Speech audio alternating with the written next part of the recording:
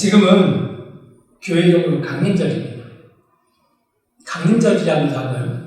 또 대강절이라고도 하고 혹은 대림절 이렇게 교단마다 조금 부르는 이름이 다릅니다. 근데 강림교회에서는 강림절이라고 그렇게 이야기를 합니다. 강림절은 성탄절 앞 4주를 말하는데 이 절기는 예수 그리스도의 오심을 기다리는 절기입니다. 교회적으로 강림절은 4주이지만 이미 유대인들은 수백 년 전부터 자기 민족을 구원할 메시아를 기다리고 있었습니다. 메시아와 관련된 예언은 구약 성경 이사야에 나오기 시작하고 하기 때문에 이때를 기준으로 하게 되면 유대인은 약 700년 정도 메시아를 기다렸다. 그렇게 계산이 되는 것이고요. 아브라함 때부터라고 만약에 한다면 무려 2000년 동안 유대인들은 메시아를 기다린 셈이 됩니다. 유대인이 메시아에 대한 기대는 그리스 로마 통치를 받는 기간 동안 더욱 강렬해졌습니다. 그런데 유대인이 그토록 기다렸던 메시아는 지금도 유대인은 인정을 안 합니다. 그러나 그 메시아는 이미 이 땅에 오셨습니다. 바로 예수 그리스도이십니다. 그리고 신자는 이 강림절에 다시 오실 주님을 기다리고 있습니다. 그런데 만약에 예수께서 다시 오셔서 우리의 왕이 되신다면 과연 우리에게 어떤 일이 생길까요? 이걸 한번 오늘 생각해 보겠습니다. 먼저 기다림에 대해서 좀 생각해 보겠는데요. 보통 사람들은 기다리는 것을 지루한 것이라고 생각합니다. 하지만 기다림은 희망입니다. 무엇을 기다린다는 것은 다가올 미래를 희망하는 것입니다. 그리고 그 기다림이 현실이 될 때 그 사람은 행복을 누릴 수 있습니다. 오늘 말씀에 나오는 동방 박사들이 바로 그런 희망을 그리고 행복을 누린 사람들입니다. 자, 말씀을 보겠습니다. 1절 말씀. 헤롯 왕 때 예수께서 유대 베들레헴에서 나시매 동방으로부터 박사들이 예루살렘에 이르러 말하되 메시아가 이 세상을 구원하기 위해 온다는 예언은 이미 모든 이스라엘 백성이 알고 있었습니다. 로마로부터 압박받고 내일에 대한 기대가 없는 그 시대에 백성에게 한 가지 소망이 있다면, 한 가지 구원의 길이 있다면 그것은 메시아께서 오시는 것이었습니다. 그들은 그 메시아가 와야 압박과 서름에서 벗어날 수 있다. 그렇게 굳게 믿고 있었습니다. 그래서 많은 사람이 그러면 이 메시아가 언제 올까? 이거를 연구하고 있었습니다.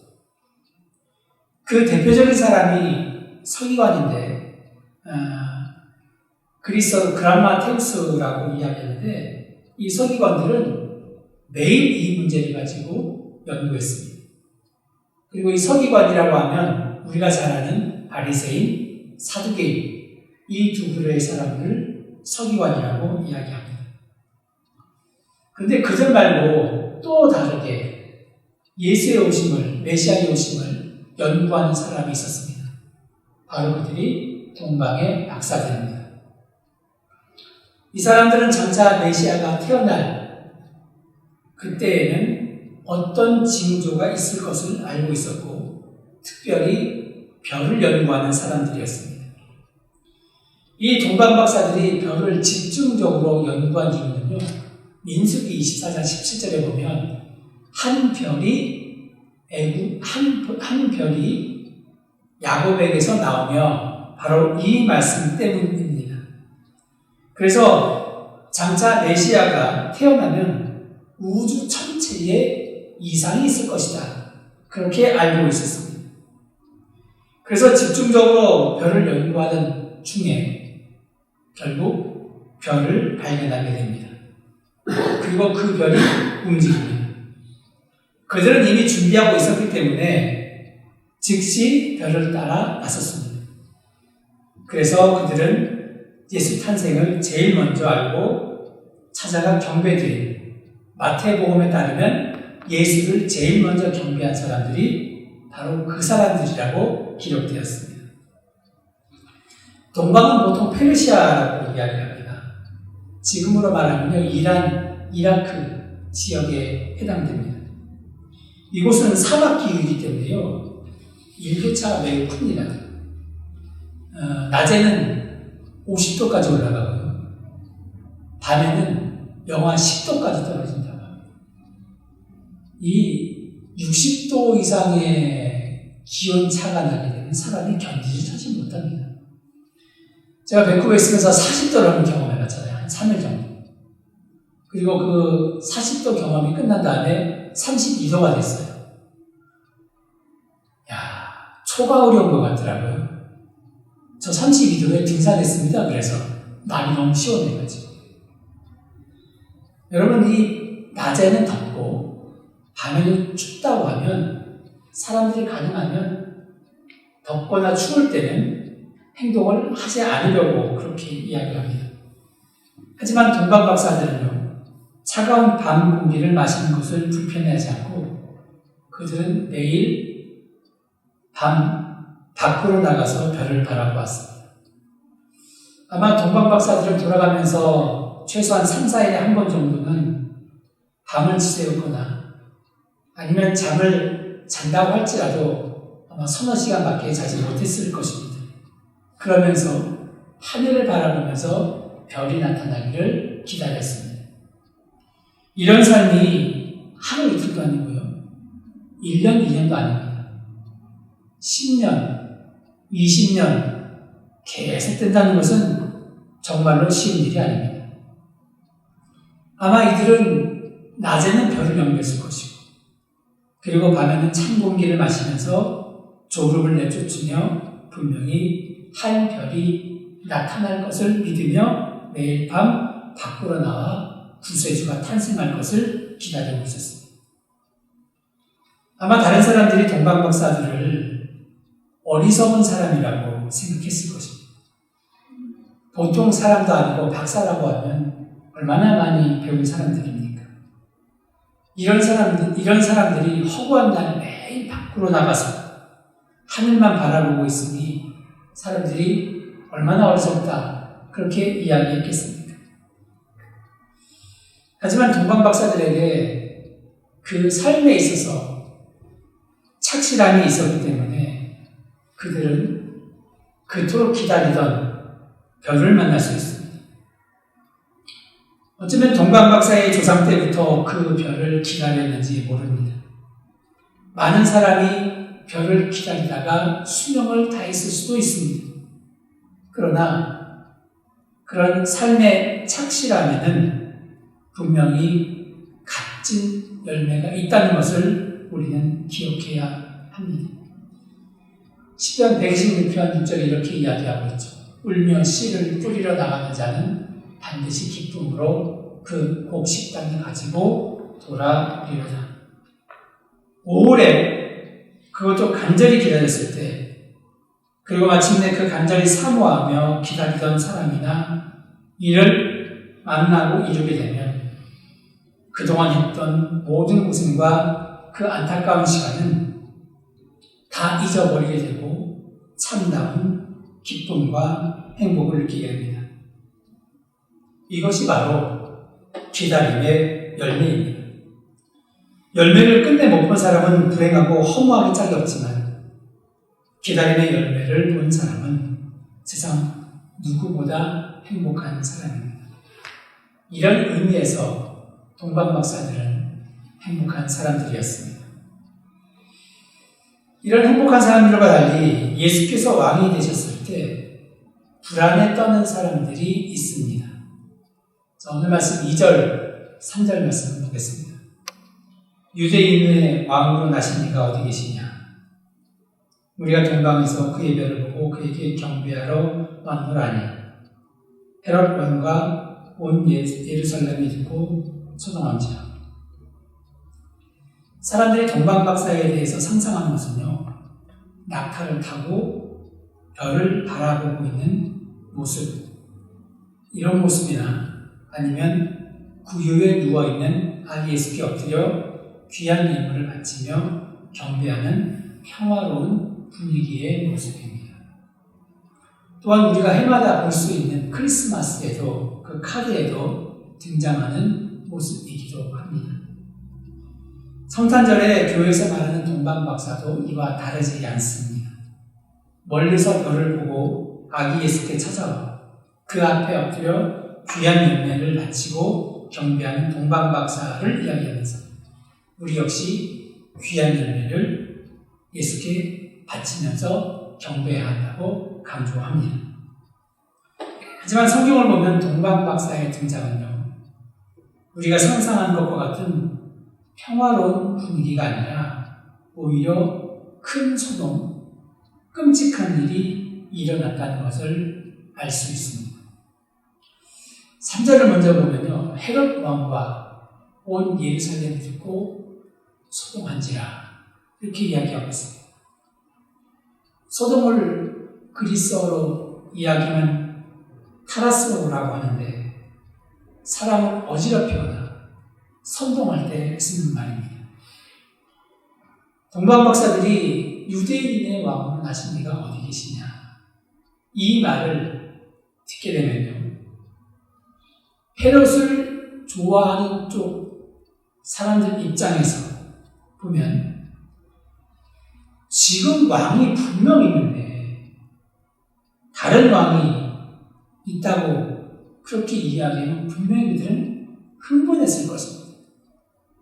반면에 헤롯 왕을 싫어하는 사람들 입장에서 보면요, 이제 비로소 새로운 왕이 왔기 때문에 헤롯 왕을 끌어낼 때가 되었다, 절호의 찬스다, 이렇게 생각해 볼 것입니다.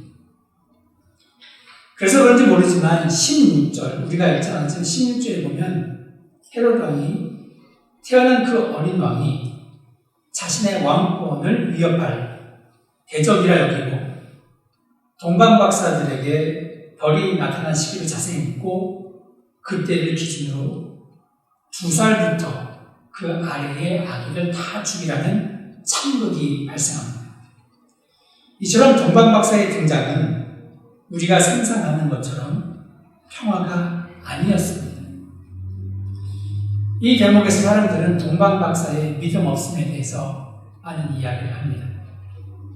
무슨 말이냐면 사람들은 흔히 동방박사들이 왕이 태어날 장소는 궁이라 생각해서 헤롯의 궁으로 들어갔고 헤롯 왕을 만나 왕이 태어났다고 이야기했기 때문에 어린 아이들이 죽었다, 그렇게 이야기합니다. 근데 정말 그랬을까요? 상식을 넘어선 지식을 갖고 있는 박사들입니다. 그러면 이 박사들이 헤롯이 지금 유대의 왕으로 유대를 다스리고 있다는 사실을 몰랐을 리가 없습니다. 그리고 지금 왕이 있음에도 불구하고 새로운 왕이 태어났다고 한다면 어떤 결과가 있을지 충분히 생각할 수 있는 사람들이었습니다. 그럼에도 불구하고 그들은 헤롯이 있는 궁으로 갑니다. 왜 그랬을까요? 진짜 왕이 있는데 왜 다른 왕을 찾았을까요? 이 말은 결국 지금 헤롯 왕은 진짜 왕이 아니라는 결론에 다다르게 됩니다. 자, 2절, 유대인의 왕으로 나신 이가 어디 계시냐? 우리가 동방에서 그의 별을 보고 그에게 경배하러 왔노라. 박사들이 예루살렘에 오기 전 예루살렘은 헤롯 왕을 섬기면서 나름대로 자기들의 세상으로 살고 있었습니다. 그런데 외부에서 박사들이 등장해서 유대인의 왕으로 나신 이가 어디 있느냐 라고 물음으로써 헤롯을 왕으로 섬기며 살아가는 기존 세상의 질서를 무너뜨리고 있습니다. 당시 예루살렘에 왕이 없었던 것이 아닙니다. 헤롯이라는 왕이 분명히 있었고 유대인은 헤롯의 다스림을 받고 있었습니다. 그것이 바로 유대인들이 살아가는 기존 세상이었습니다. 그런데 박사들이 유대인의 왕으로 오신 이가 어디 계시냐 라고 물었다는 것은 지금 유대인이 섬기고 있는 왕은 왕이 아니라는 뜻입니다. 따라서 지금까지 헤롯을 왕으로 섬기며 살아왔던 유대인의 세상은 참된 세상이 아니라는 것이죠. 이처럼 박사들의 물음은 기존 세상을 부인하고 무너뜨리는 것이기 때문에 헤롯도 예루살렘도 소동할 수밖에 없었습니다. 그리고 이런 소동은 오늘 우리에게도 당연히 있을 수밖에 없습니다. 흔히 예수를 믿으면 마음의 평화가 찾아온다고 말을 합니다. 틀린 말이 아닙니다. 신자가 진심으로 예수를 나의 왕으로 섬기며 예수의 다스림에 순종한다면 예수의 평안을 누릴 수 있습니다. 하지만 그 전에 반드시 있어야 하는 것이 있는데 바로 그것은 자기 세상이 무너져야 한다는 것입니다. 가끔 하나님을 만난다고 하는 사람이 있습니다. 매일 하나님의 말씀을 듣는다고 하는 분들이 계십니다.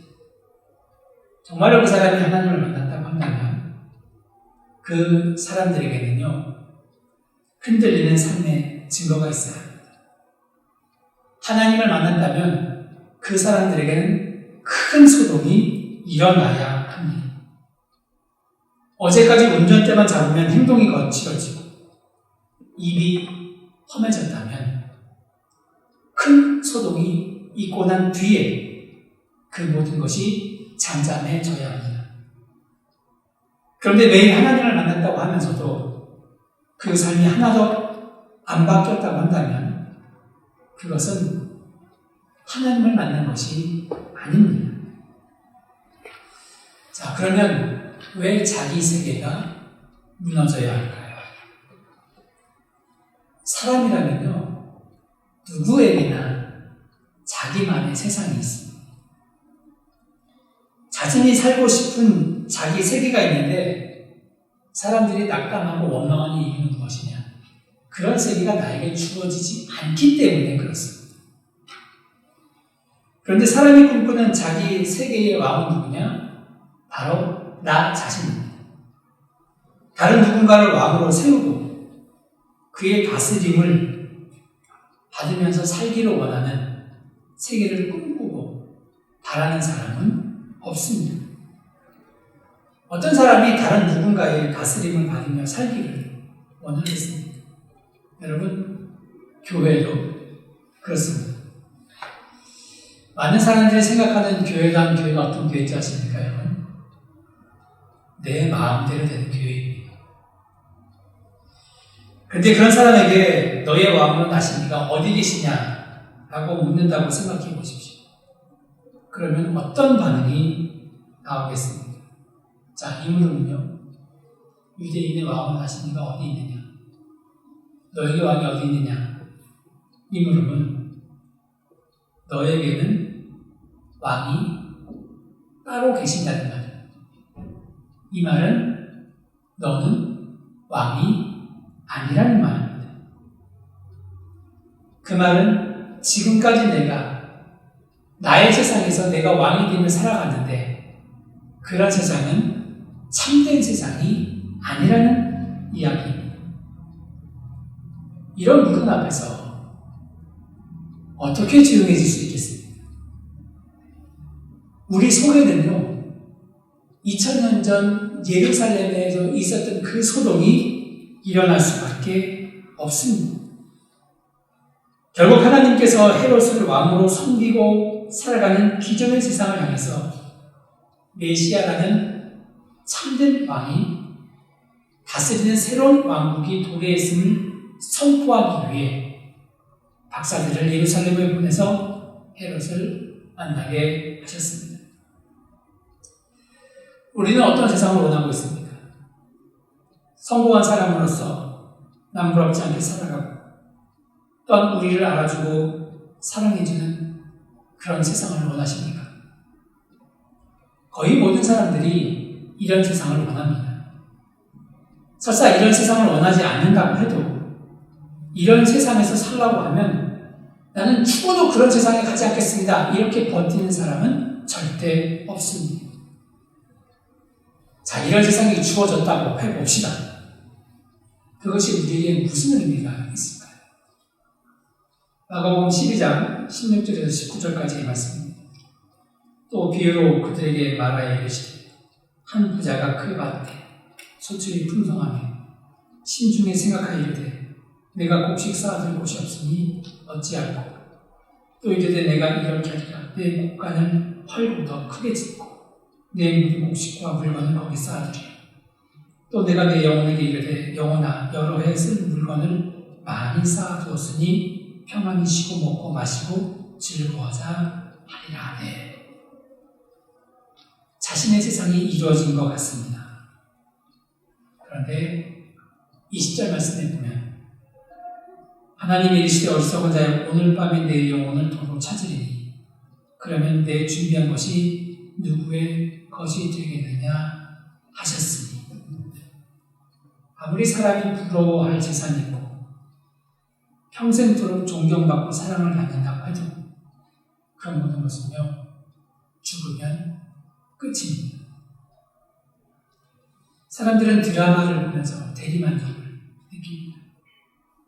현실에서 느끼지 못하는 것을 드라마를 보면서 주인공의 세계 속에 빠져들어가서 드라마와 함께 울고 웃으면서 만족을 느낍니다. 그래서 드라마의 결말도 자신이 원하는 쪽으로 끝나기를 기대합니다. 하지만 그런 세계는 드라마가 끝남으로 인해서 끝이 나버리고 맙니다. 그래서 사람들이 드라마가 끝났을 때 크게 아쉬워하는 이유이기도 합니다. 드라마의 세계는 말 그대로 허상입니다. 드라마가 끝남과 동시에 사라져버립니다. 여러분, 이 세상이 바로 그와 같습니다. 마지막에 도달하면 끝나고 사라져버릴 세상에 불과합니다. 그런데 이런 세상에 새로운 유대인의 왕이 오셨다고 합니다. 예수께서 다스리는 새로운 나라가 시작되었다는 말씀입니다. 예수께서 왕이 되어 다스리는 이 세상은 드라마처럼 끝나지 않고 영원히 계속될 생명의 나라입니다. 유대인의 왕으로 나신 이가 어디 계시냐? 이 물음은 사그러져가는 세상이 끝났고 이제 이런 생명의 나라가 도래했음을 알리는 선포입니다. 하지만 우리 삶을 보면 아직 이런 생명의 나라가 온전히 도래하지 않았다는 것을 알 수 있습니다. 지금 우리가 사는 이 세계를 보면 지금도 전쟁이 진행 중이고 사람들은 힘들다고 또 이렇게는 못 살겠다고 합니다. 생명의 나라의 모습을 볼 수 없습니다. 또한 우리는 아담 이후로 죄 아래에 붙들려 살아가고 있습니다. 이러한 세상에 과연 희망이 어디에 있습니까? 지금 우리가 겪는 것은 모순과 왜곡과 갈등과 다툼밖에 없습니다. 온갖 질병과 고통을 인해서 눈물과 한숨으로 지내야 하는 세상입니다. 이런 세상에서 우리가 기다리는 것이 무엇이고 무엇을 원하고 있으며 과연 무엇이 희망입니까? 우리가 사는 세상에서 희망이 보이지 않는다고 하면 우리는 우리의 눈을 하늘로 돌려야 합니다. 자, 9절, 10절 말씀 보겠습니다. 박사들이 왕의 말을 듣고 갈세. 동방에서 모든 그 별이 문득 앞서 인도하여 가다가 악이 있는 곳 위에 머물 서 있는지요. 그들이 별을 보고 매우 크게 기뻐하고 기뻐하더라. 우리는 동방박사처럼 별을 바라보아야 그 별에 희망이 있기 때문에 그렇습니다. 별을 바라보라는 말과 너의 왕이 어디 계시냐, 이 말은 다른 말이 아닙니다. 같은 말입니다. 너의 왕이 어디 계시냐, 이 물음은 우리에게 우리가 따를 별을 바라보는 것과 같이 예수께서 나의 왕으로 내 안에 자리 잡고 있는지 확인하라는 물음입니다. 예수께서 왕이 아닌 사람은요, 그 어떤 선하고 의롭고 착한 모습, 세상의 칭송과 존경을 받는다 해도 여전히 사탄에게 장악된 사탄의 자식일 뿐입니다. 그래서 지금 나의 왕은 누구인가라는 질문은 신자에게는 항상 있어야 하는 질문입니다. 박사들을 인도한 별이 우리 모두에게 보일 수 있기를 바랍니다. 그래서 오직 별을 따라 움직이며 결국 예수를 만난 그들처럼 우리도 별을 따라 움직이면서 그로 인해서 생명이시고 왕이신 예수 그리스도를 만날 수 있기를 바랍니다. 그리고 기존의 세상이 헛됨을 알고 예수께서 왕이 되어 다스리는 영원한 생명의 나라가 있음을 알고 우리가 소망하고 추구하는 것은 바로 그 생명의 나라임을 알고 대강절 감림절 기간에 그런 나라를 소망하면서 하루하루를 걸어가시는 우리 모두가 되기를 간절히 축원합니다. 기도하겠습니다.